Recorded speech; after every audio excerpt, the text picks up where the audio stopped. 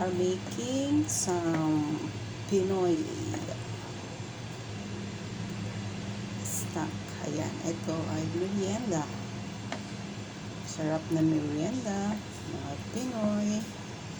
Ito, we call it bilo-bilo in Tagalog, or tambo-tambo, or in Palataw sa Ilocano naman.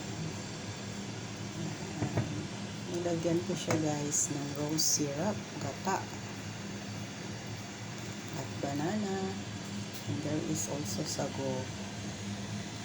Yung red naman ay nilagyan ko yan ng food color, yung nilalagay sa cake na food color. Sarap. Oh, yummy. Kakaiba siya. Meron ako, nilagyan ko din siya ng cinnamon powder. Bye-bye. Thank you for watching. God bless everyone.